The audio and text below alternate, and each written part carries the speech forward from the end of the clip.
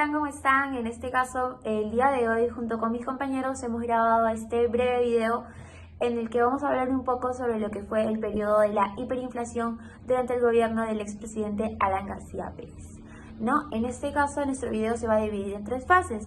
Primero va a ser una breve contextualización. Después hemos hecho unas entrevistas a dos personas que durante esa época ya eran mayores de edad, ¿no? Para que nos brinden un poco de información, ¿no? De cómo vivieron en esa época, ¿no? Qué expectativas tenían referente a ese gobierno y más. Y en base a esas respuestas vamos a hacer unas breves conclusiones. Sí, en este caso nuestro grupo se llama Historiadores del Bien, presentado por mí, Ariana Álvarez, trabajando junto con Salvador García, Carlos Quintanilla, Christopher Timoteo y Pilar Segarra. Bueno, empezamos. En este caso, entrando a lo que es el periodo de contextualización, todo inicia alrededor de los años 80. En 1985, Alan García se vuelve presidente del Perú, trabajando junto con lo que es el partido del APRA, ¿no? el partido aprista. Él es el primer integrante de este partido que logra el objetivo de volverse presidente, ¿no? Tenían bastantes antecedentes de intentos y no lo habían conseguido. El expresidente Alan García, cuando llega a su mandato, traía consigo, digámoslo así, el Perú ya una fuerte crisis económica, ¿no? Que venía desde lo que había sido que se arrastraba desde el anterior gobierno del expresidente Belaúnde. En este caso, pues bueno, había una hiperinflación, teníamos una deuda de 14.000 millones de dólares, una deuda externa de 14.000 millones de dólares, ¿no? También el crecimiento del terrorismo se mantenía todavía en esas épocas y sobre todo pues la baja tasa de empleos que había en ese entonces. En este caso, Alan García propone la aplicación de un programa económico heterodoxo, ¿no? El cual actuaría mediante control de precios y de evaluaciones selectivas, ¿no? Al inicio del programa dio frutos, ¿no? O sea, redujo esta crisis, esta hiperinflación en un 60%, ¿no? Pero solamente funcionó a corto plazo y lastimosamente después tuvo que volver, digámoslo así, a su contrapuesto, ¿no? A lo que es un tipo de gobierno o selección económica ortodoxa. En este caso, referente al tema de la deuda externa, que fue una de las cosas que también más golpeó en ese momento al país, ¿no? El expresidente Alan García lo que hace es enfrentarse a los acreedores extranjeros y corta la política de crédito internacional y reduce el porcentaje a pagar, ¿no? Pero, digámoslo así, esto resultó desventajoso al final para nuestra economía y fue cuando casi al final de su gobierno, en este caso, aumentó nuestra deuda externa en 8 millones de dólares y generó una hiperinflación. Una hiperinflación en un país que contaba con más de 6,5 millones de habitantes que no daban abasto a sus necesidades, ya que no podían ganar la cifra suficiente de $31 al mes. Y esto se puede ver reflejado en la cifra de civiles desempleados, que por el año 1990 contaba con un 70%. Como quizás bien sabrán, en este periodo de gobierno se nos presenta en 1985 a Sendero Luminoso, quien ya se había establecido en Lima y había ocasionado unos que otros apagones, asesinatos y atentados. Y fue por eso que en 1986 Lima es declarada en estado de emergencia por culpa del terrorismo. Como consecuencia de la poca efectividad vista por los militares en la lucha contra el terrorismo, es que las Fuerzas Armadas empiezan a generar excesos en contra de la población que residía cerca de las zonas de conflicto, como la conocida matanza en los penales de 1986 o las intervenciones a universidades públicas como la eran San Marcos, UNI y en educación Enrique Guzmán y Lavalle. Tras largos periodos de conflictos contra Sendero Luminoso y MRTA, es que en 1988 se captura al principal líder MRTista Víctor Polay Campos, quien pasaría 2 años en la cárcel y luego se escaparía con otros líderes del MRTA del penal Canto Grande a través de un túnel. Finalmente, también podemos destacar la aparición de grupos paramilitares como el Comando Rodrigo Franco, que desarrolló una serie de atentados contra líderes de movimientos subversivos y sindicales. Estos grupos se caracterizaron por su represión indiscriminada, la cual causó la muerte de varios sectores de la población, como pueden ser estudiantes o campesinos, además de su participación en masacres a los penales.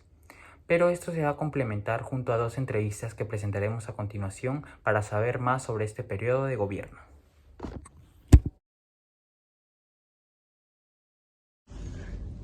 ¿Cuál es su nombre y apellido? Ana Ferrari. ¿Qué edad tenía al empezar el año 1985 y dónde residía en ese entonces? Tenía 24 y vivía aquí en Lima.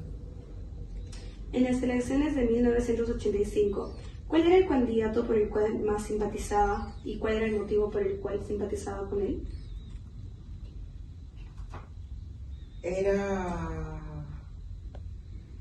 No me acuerdo si fue Vargas Llosa, pero era un candidato de derecha, no me acuerdo ahorita. Okay. Pero siempre me ha gustado más la derecha que la izquierda. Okay. Con Alan García en el gobierno, ¿cuáles eran sus expectativas? ¿Eran positivas o negativas? Negativo. ¿Por qué? Porque era una persona muy joven, sin experiencia y con mucha vehemencia y no me daba confianza realmente los apristas, ¿no? Okay. ¿Cómo se vio afectada su economía y la mesa de su hogar frente a los problemas inflacionarios ocurridos en ese gobierno? Sí se vio afectada, no tanto porque en un sitio donde yo trabajaba había ayuda económica. Cuando se dio lo del cambio de la moneda y hubo un cambio de 6 ceros en la moneda, en el banco nos daban dinero como especie de bonificaciones para paliar esos primeros meses, ¿no? De que todo subió 500 veces, ¿no? Exacto. Sí. ¿Cuánto era la mínima cantidad de dinero que usted debía ganar para consumir 3 comidas durante el día en ese periodo de hiperinflación? Un aproximado de 25 a 30 soles. 25 soles. Ok. ¿De qué cosas y pasatiempos tuvo que privarse debido a la inflación? De viajar, que es algo que me gusta, que siempre viajaba yo, y de comprarme cosas no necesarias, no alimentarias como ropa y qué sé yo, ese tipo de cosas. Ok. Recordando un poco sobre su dieta de ese entonces, ¿qué alimentos o receta eran la más común encontrarse en su mesa? Por ejemplo, ¿qué era lo que consumía más usted? Consumía en esa época mucho, como trabajaba, salía a comer a los restaurantes de los alrededores de mi oficina. Por lo general era menú y me acuerdo mucho que consumía mucho un plato que es el chaufa de pescado. Un chaufa de pescado. Ok. Al culminar el mandato de Alan, ¿cuál podría decir usted que fue el aspecto que más les gustó? Pues la inflación. ¿Y por qué? O sea, la inflación o otros factores de sus promesas. Principalmente la inflación, porque el poder adquisitivo mermó un montón y pues dejó al país muy mal, ¿no? En todo sentido, no solamente económicamente, sino que ahí se empezó a notar la corrupción que ya existía, ¿no? Y que ha existido siempre. Ok, aquí finalizamos con la entrevista. Muchas gracias. Empezamos con la entrevista. Ok. ¿Cuál es su nombre y apellido? Benjamín Guzmán Castilla. ¿Qué edad tenía al empezar el año 1985 Treinta. y dónde residía en ese entonces? 36 años y vivía en Lima. En las elecciones de 1985, ¿cuál era el candidato por el cual más simpatizaba y por qué? Alfonso Barrantes, de Izquierda Unida. En realidad no he votado nunca por los apristas. Con Alan García en el gobierno, ¿cuáles eran sus expectativas? ¿Eran positivas o negativas? En realidad negativa, porque siempre he considerado que el partido aprista es un partido de gente muy oportunista, ¿no? ¿Cómo se vio afectada su economía y la mesa de su hogar frente a los problemas inflacionarios ocurridos en ese gobierno? Eh, Hubo una cierta restricción de algunos alimentos, en parte por lo económico y en parte porque no estaban disponibles, porque había también un mercado negro, ¿no? Habían precios oficiales, pero también habían precios reales, que era lo que te cobraban en la tienda o en la bodega o en el mercado, ¿no? Y entonces había hubo necesariamente que restringir ciertas cosas, una parte por lo económico y otra parte por la escasez, ¿no? Ok. Ujú. ¿Cuánto era la mínima cantidad de dinero que usted debía ganar para consumir 3 comidas durante el día en este periodo de hiperinflación? Ya, para una persona yo calculo que entre 22 y 25 soles. ¿De qué cosas y pasatiempos se tuvo que privar por la hiperinflación? Más que privarme o privarnos en mi familia, tuvimos que recortar más que nada la periodicidad con que íbamos, por ejemplo, al cine o a comer a la calle, ¿no? No tuvimos necesidad de cortar de raíz con el entretenimiento, pero sí hubo que limitarlo a menos veces al mes o menos veces al año, ¿no?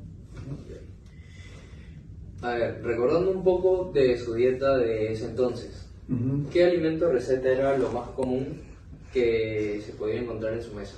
En realidad comíamos de todo, a lo mejor con menos frecuencia, ¿no? Pero igual un bistec, un arroz con pollo, ¿no?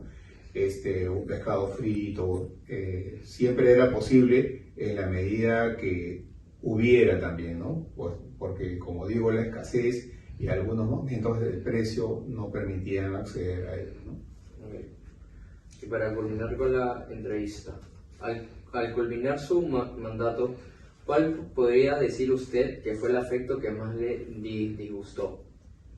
Definitivamente dejó una economía muy desordenada por efecto de los controles de cambio, al comienzo del no pago de la deuda externa y también por el intento de estabilización de la banca. Yo trabajaba en un banco, en el banco de crédito en esa época, y en cierta forma nos afectó, ¿no? Porque fue un momento bastante tenso y creo que los errores que él cometió eh, no sé si intencionales o no, pero me parecen que provienen también de una forma de hacer política y de ver la economía que la verdad que no se aplica ya en estos tiempos, ¿no? Demasiado desfasada, ¿no? La verdad que fueron efectos que de una forma hasta ahora perduran, ¿no? Muchas gracias. Ok. Muchas gracias. Ok. Con toda la información ya recaudada, podemos concluir que, si bien el contexto en el que se produjo este gobierno era desfavorable, no podemos negar la nefasta dirigencia del presidente Alan García Pérez en el aspecto social, económico y político. Si bien en el aspecto económico, el problema de la hiperinflación no significó una gran catástrofe para ciertas personas, como es el caso de los entrevistados, no se puede omitir las dificultades por las que hizo pasar a cientos de familias que no contaban con los medios necesarios para afrontar esta difícil adversidad. Cabe resaltar que un gran número de personas no estuvieron a favor de la victoria del candidato representado por el APRA, Alan García Pérez, ya que si bien este candidato despertaba ilusión, el partido al cual representaba no generaba mucha confianza y que según un entrevistado eran personas muy oportunistas. Si bien, como ya dije antes, el candidato Alan García Pérez despertaba ilusión por todo lo que representaba su figura en aquel entonces, los actos cometidos en su gobierno significaron el culmino de la decadencia del Perú en aquellos años, dejando a la población en una grave crisis y a merced de los ataques subversivos de los grupos terroristas que se iban haciendo cada vez más predominantes. Muchas gracias. podemos vivir mejor. El Perú tendrá la luz,